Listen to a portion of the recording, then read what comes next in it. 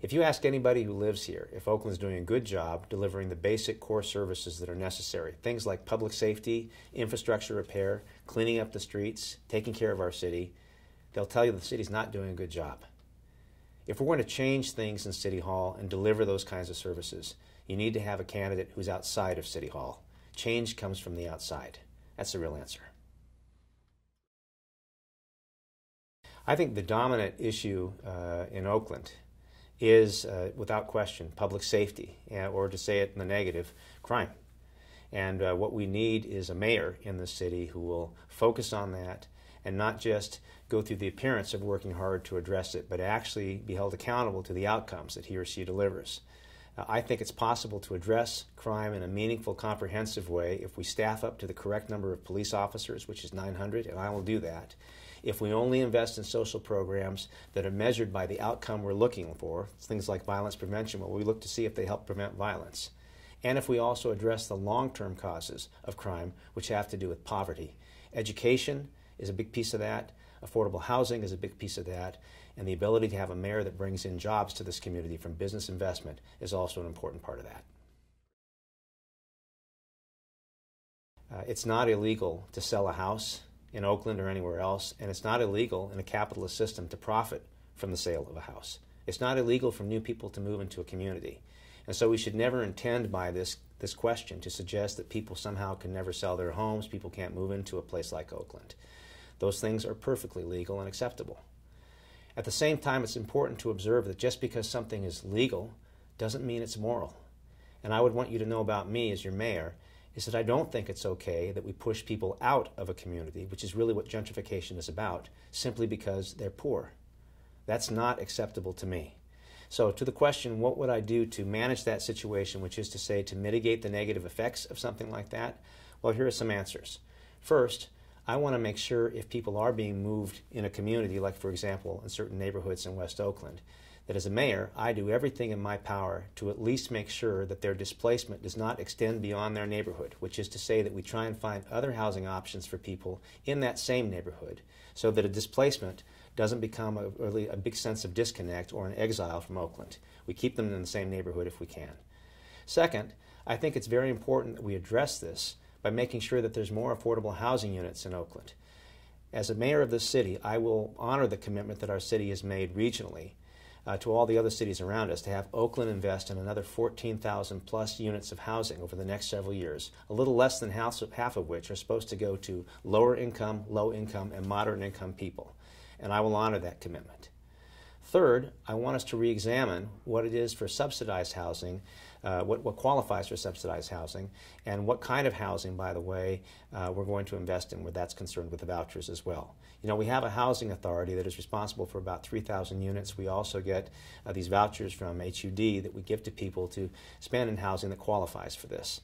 I've visited lots of this housing, again in West Oakland and some parts of East Oakland, and I have to tell you, we're not really doing any of these people a favor to encourage them to live in some of these units, because oftentimes the landlords have not kept them up. There's more filth and garbage in the yards and unkept buildings than there are sometimes in the street, finding the same sorts of things. So I want to make sure if we're putting people in subsidized housing situations, that's where we're paying for it, as opposed to giving them a lower rent or something like that, that those units are kept up to code and that everybody has a chance to have a clean and safe roof over their heads. These are some of the things I'll do initially to deal with this.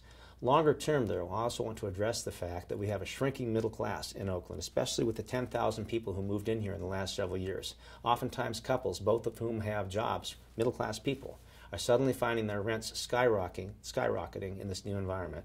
And I want to make sure for those people as well that we have a marketplace solution, which involves, again, construction of more units so that there's supply to meet the demand.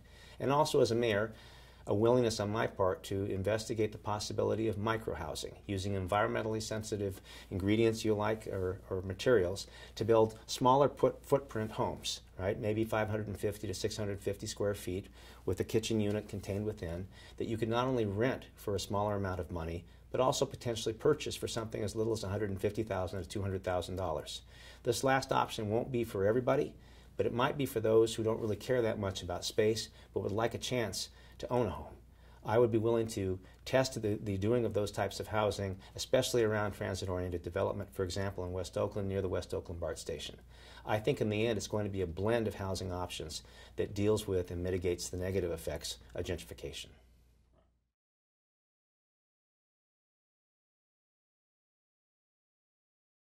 So if you're watching this, the first thing I want to encourage you to do is go to my website at joetuman.com and then just hit Comprehensive Public Safety or Comprehensive Crime Plan. You'll get the full white paper that I've written about this there.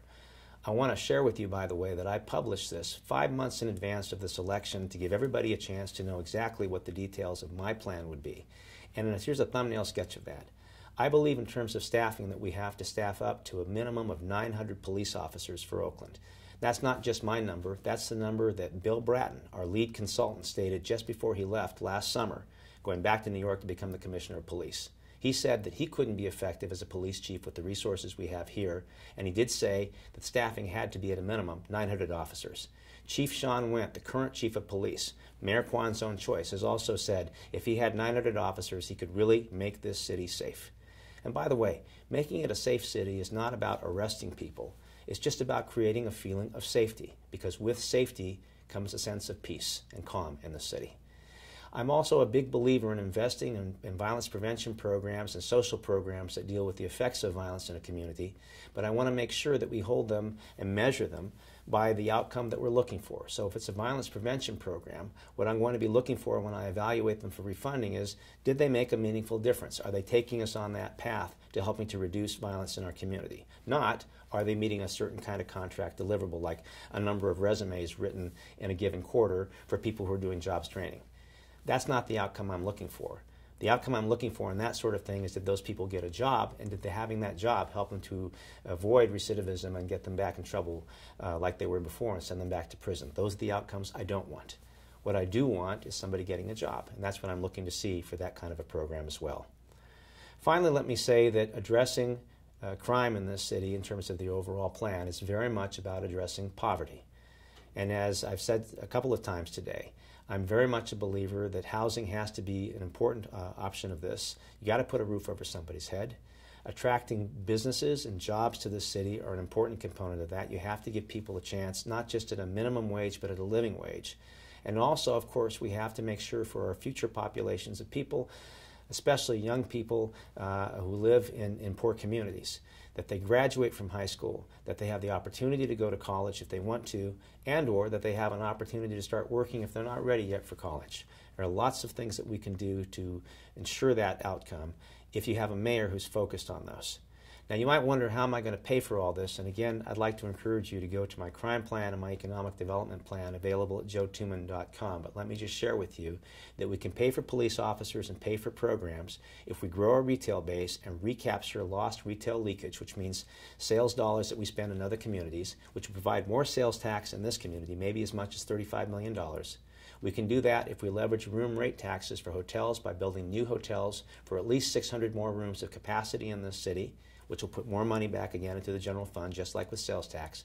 And we can do this if we attract more mid-sized businesses back to this city, in technology, in retail, in foods production, and a whole host of things, healthcare as well, that generate business license taxes for the city as well. The accumulation of those things can pay for the programs that we need to change the narrative of the city from one of not being a very safe place to a city that is safe and a city that's at peace.